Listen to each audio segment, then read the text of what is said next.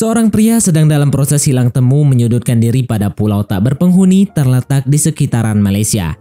Namun ajaibnya di pulau itu ternyata ada sosok wanita sangat-sangat cantik menghuni di sana membuat pria ini seolah mendapatkan keajaiban luar biasa. Nah, di samping itu semua ternyata ada satu hal yang janggal di sana. Aneh sulit diterima oleh akal. Jadi gini ceritanya. Dimulai dari sekelompok remaja sedang menyusuri perairan sekitaran Malaysia, di mana kita tahu bersama jika di sana itu terdapat ratusan pulau tak berpenghuni. Nah, sekelompok remaja ini sedang melakukan program hilang temu, di mana program itu bertujuan untuk mencari ketenangan batin dari pahitnya kenyataan hidup. Persis yang dialami oleh Toby si berambut gondrong ini. Dirinya cukup depresi atas kematian ayahnya terbunuh secara tragis oleh orang yang tak dikenal. Sementara dalam program hilang temu ini, biar ketenangan itu lebih dapat lagi, mereka masing-masing akan berpencar pada pulau yang berbeda-beda secara sendiri-sendiri berkemah selama 3 hari 3 malam.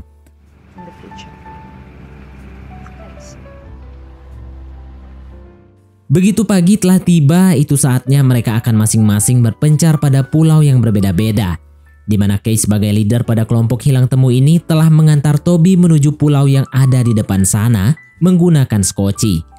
Barulah setelah itu dia akan lanjut mengantarkan yang lainnya.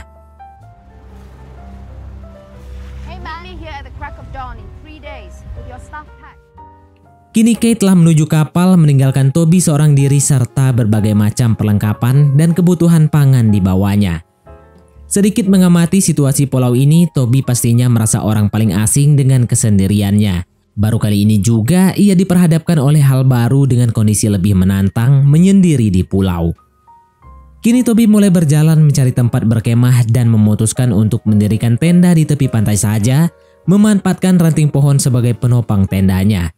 Setelah selesai dipasang, Toby mulai memasuki semak mencari kayu bakar sebagai persiapan penerangan nanti malam.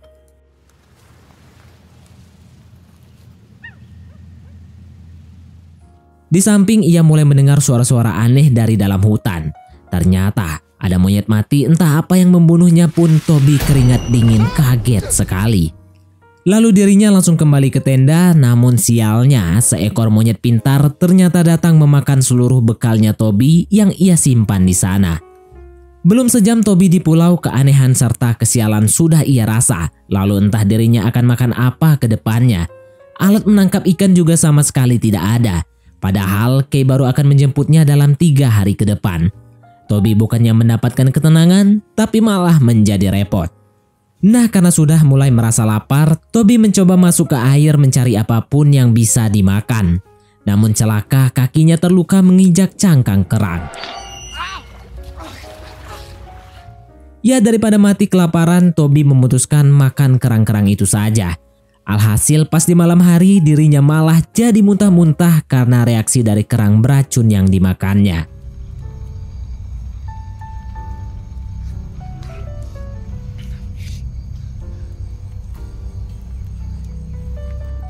Lalu saat dirinya mulai masuk hutan-hutan, beruntung Toby menemukan beberapa buah kelapa. Di sampingnya ternyata ia melihat sosok makhluk mengerikan semacam ada tanduk panjang di kepalanya, sembunyi dari balik pohon.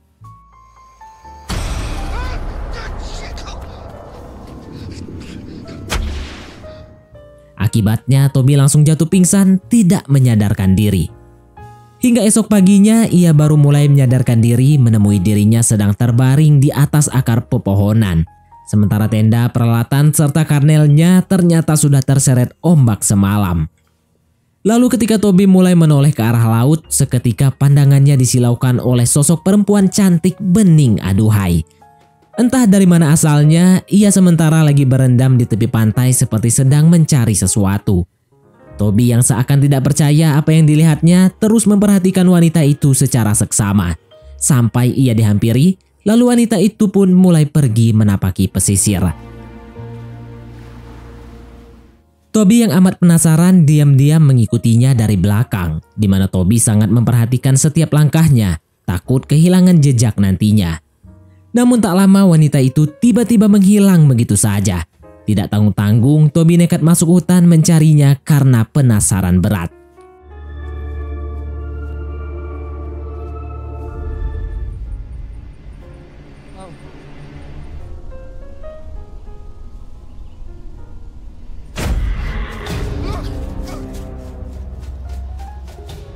Nampaknya wanita itu bukan sembarang orang. Dengan gesit ia menangkap anak babi menggunakan alat sederhana.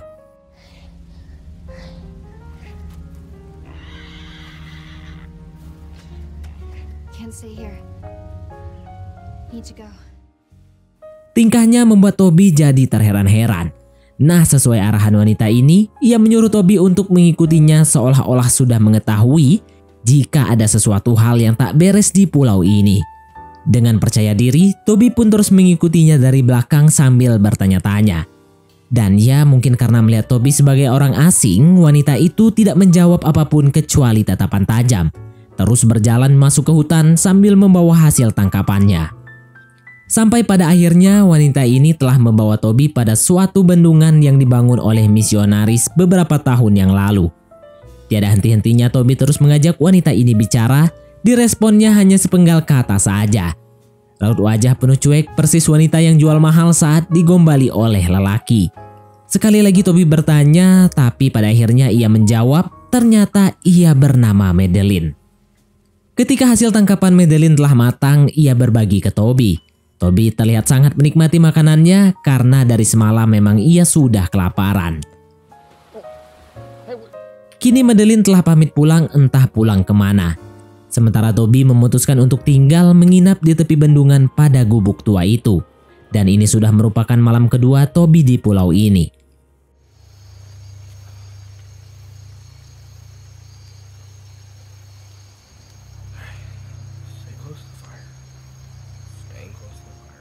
Tidak ada kejadian apa-apa, kini pagi hari telah kembali tiba di mana Toby sudah bangun dari tidurnya. Sungguh di luar dugaan, ternyata Madeline telah datang lebih awal mempersiapkan makanan untuk si Toby. Entah si Madeline ini diam-diam sudah mulai menyukai Toby atau bagaimana. Bahagia sekali Toby bangunnya seakan disambut oleh bidadari turun dari kayangan.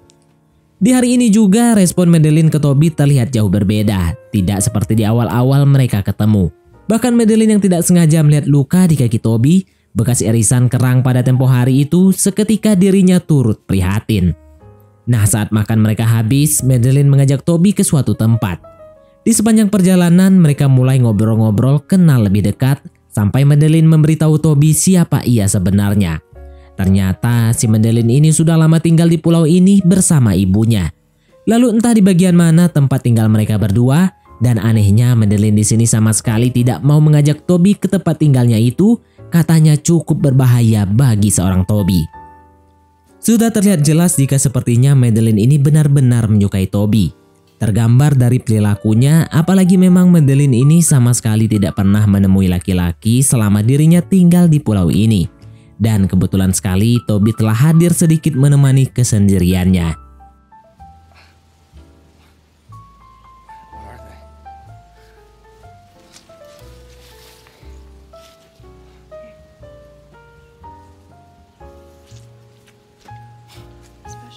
Nah, setelah mengobati kakinya Toby, Madeline lanjut mengajaknya mengarungi pulau. Mereka sama-sama mulai membangun gubuk, mulai merakit alat penangkap ikan sambil saling melempar senyuman layaknya cinta telah mekar dengan begitu cepatnya, bahkan secara tak terduga.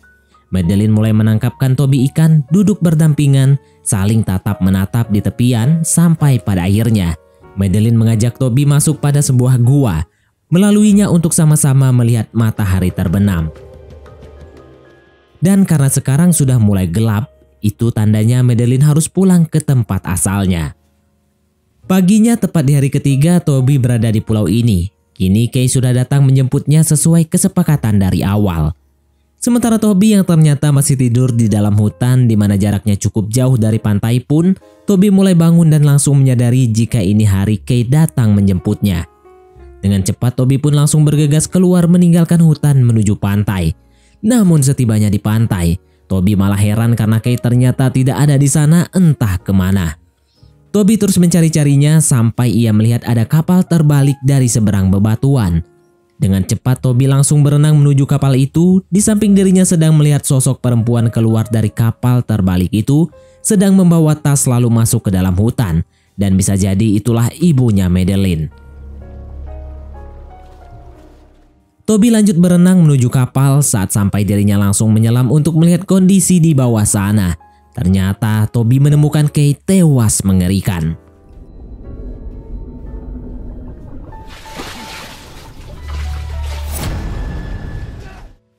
Nah, untuk mengetahui lebih jelas siapa sebenarnya sosok perempuan itu, Toby memutuskan memasuki hutan terus berjalan ke arah yang tidak jelas, bersenjatakan tombak sederhana serta senter yang masih tersisa. Sampai berakhirnya Toby menemukan gerbang gua dari akar pohon besar lengkap dengan hiasan tengkorak tergantung pada tangkainya. Toby yang masih berambisi untuk menemukan titik terang dari setiap keanehan-keanehan yang dialaminya pada pulau ini pun memberanikan diri memasuki gua itu. Namun ternyata jalannya amat sempit dan curam. Toby terus berjalan masuk sampai ia melihat lukisan-lukisan aneh pada dinding gua. Ada tulisan kepala bertanduk panjang, ada lingkaran aneh layaknya penuh makna. Lalu Toby terus merangkak maju hingga telah sampai pada ujung gua. Ia telah keluar dan melihat semacam ada bekas gubuk yang habis dilahap api. Bukan cuma itu, keanehan pada hutan seberang gua, Toby juga melihat seekor kambing putih. Di sini Toby ternyata telah melihat perempuan yang ia cari-cari itu sedang menggerogoti kambing putih hasil tangkapannya. Sementara Toby diam-diam mengintipnya dari balik bebatuan, melihatnya secara jelas lalu dengan cepat Toby langsung meninggalkan perempuan misterius itu. Lalu tak lama setelahnya, Toby melihat gubuk di tengah-tengah pepohonan. Dirinya pun langsung merasa sangat yakin jika perempuan yang ia lihat tadi adalah ibu dari Madeline dan gubuk itu pasti tempat tinggal mereka. He left the door open again.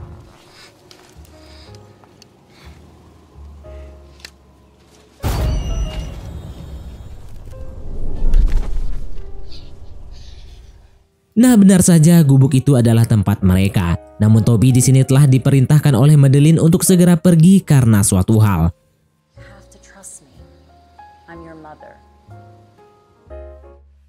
Di mana Toby telah tiba pada pantai bebatuan bagian timur sesuai arahan Madeline. Ia mulai mendirikan gubuk sederhana di sana sambil menunggu kedatangan Madeline. Nah, tak lama setelah Toby mendirikan gubuk lalu istirahat, Madeline pun datang dengan begitu bahagianya manja-manjaan ke Toby hingga Toby mulai bertanya kembali perihal makhluk bertanduk pada pulau ini.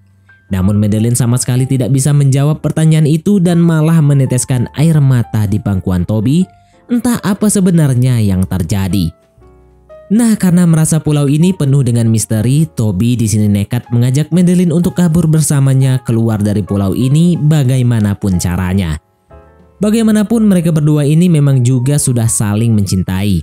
Tentunya ajakan Toby itu pun diiyakan oleh Madeline, namun ia harus kembali dulu ke tempat ibunya sebelum gelap tiba. Begitulah kebiasaan Madeline.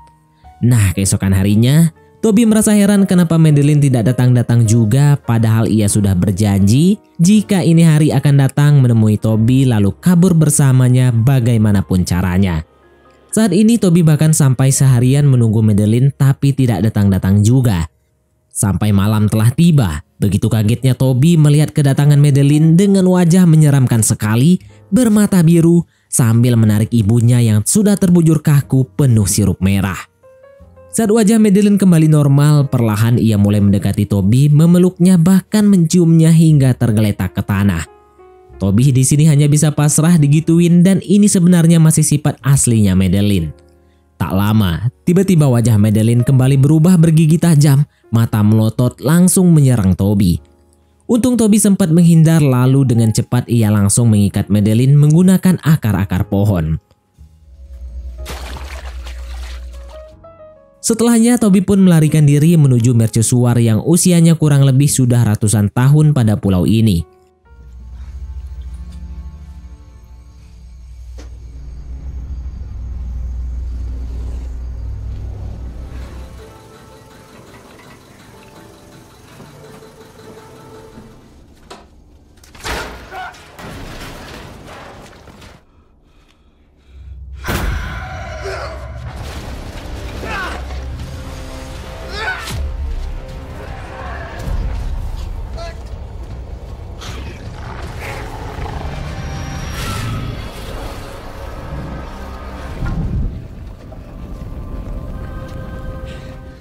Sampai akhirnya Toby berhasil membakar Madeline, sementara Madeline yang sudah kembali normal hanya bisa mengeluarkan air mata melihat Toby melakukan hal itu kepadanya. Karena faktanya Madeline sama sekali tidak menyadari apa yang terjadi pada dirinya selama ini, kecuali ibunya sendiri.